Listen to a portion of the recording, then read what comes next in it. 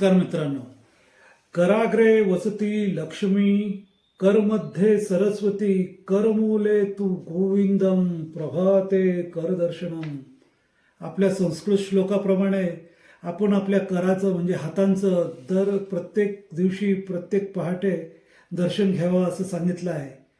परंतु जसजसा आता मार्च जवळ येत चालला तसतसं मात्र आपल्या डोक्यात एक वेगळं चिंतन आणि मनन चाललेलं असतं, ते वेगळ्याच एका कराचं. आणि तो कर म्हणजे आयकर. कारण किती आपल्या उत्पन्न किती आणि आपल्याला किती कर बसेल, त्याच्या तरतुदी काय, त्याच्यात कुठे सवलती मिळतील का, याच्याबद्दल आपण सारखं विचार करत बसलेलो असतो आणि कदाचित आपली झोप देखील उडालेली असते. मग अशा वेळी जर मी तुम्हाला एखादी योजना सांगितली की जी 100% सुरक्षित आहे, तर अशी योजना आणि शिवाय जिला आयकरातही सवलत आहे आणि आकर्षक व्याजदर देखील आहे, तर तुम्हाला मला वाटतं ऐकायला नक्कीच आवडेल. ती योजना म्हणजे आपली पोस्टाची नॅशनल सेव्हिंग सर्टिफिकेट ही होय. तर NSC काय आहे? तर NSC म्हणजे नॅशनल सेव्हिंग सर्टिफिकेट ही एक प्रकारे फिक्स्ड इन्व्हेस्टमेंट स्कीम आहे, जिला भारत सरकारचं 100% असं समर्थन असल्यामुळे ती 100% सुरक्षित आहे. शेअर मार्केटच्या उतर चढावाची किंवा म्युच्युअल फंडाच्या उतर चढावासारखी आपली झोप उडवणारी ती गुंतवणूक नाही. अतिशय सेफ, तुम्हाला शांत झोप देणारी ती गुंतवणूक अशा प्रकारची नॅशनल सेव्हिंग सर्टिफिकेट स्कीम आहे. त्यात कोण गुंतवणूक करू शकतं? तर कोणताही सज्ञान भारतीय नागरिक त्याच्यामध्ये गुंतवणूक करू शकतो. तो एकतर स्वतःच्या नावाने सर्टिफिकेट घेऊ शकतो किंवा 2 किंवा 3 व्यक्ती जॉईंटली ते सर्टिफिकेट घेऊ शकतात, किंवा मायनर पाल्याच्या नावाने देखील त्याच्यामध्ये पैसे गुंतवता येतात. तर अशा पद्धतीने त्याची गुंतवणूक होऊ शकते. तर हे सर्टिफिकेट आपल्याला कुठे काढता येईल? तर आपलं जे नजीकचं पोस्ट ऑफिस आहे तिथे जर तुम्ही गेलात तर तुम्हाला हे सर्टिफिकेट काढता येईल. मात्र KYC साठी आवश्यक असलेलं आधार कार्ड वगैरे कागदपत्र आपल्याला सोबत न्यावे लागतील. आता आपल्याला प्रश्न पडला असेल की याच्यावर उत्पन्न किती मिळेल, म्हणजे व्याज किती आहे? तर मित्रांनो, सध्या याच्यावरती 7.7% इतकं व्याज आहे.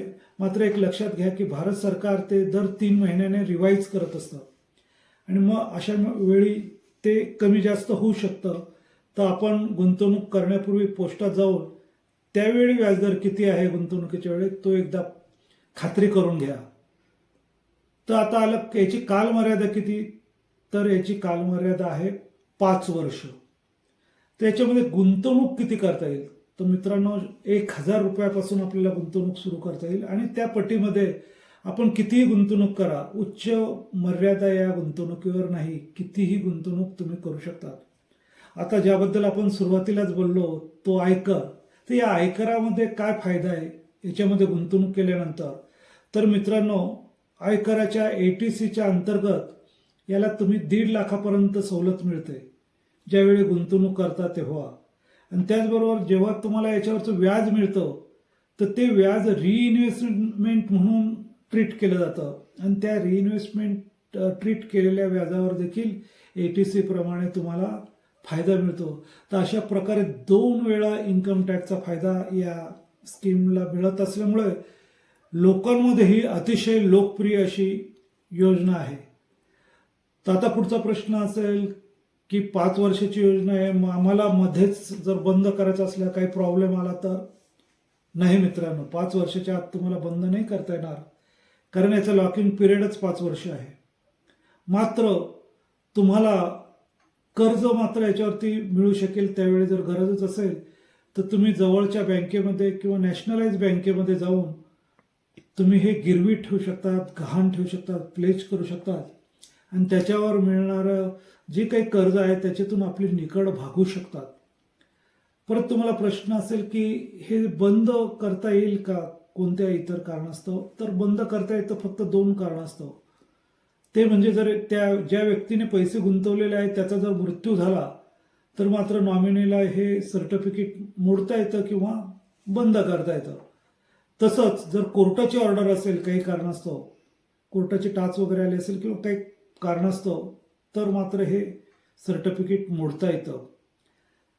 तर मित्रांनो, असं हे एक सुंदर स्कीम आहे. याच्यामध्ये आणखीन तुम्ही महिन्याला एक प्लॅनिंग पण करू शकता, जे आमच्या मित्रांनी केलं.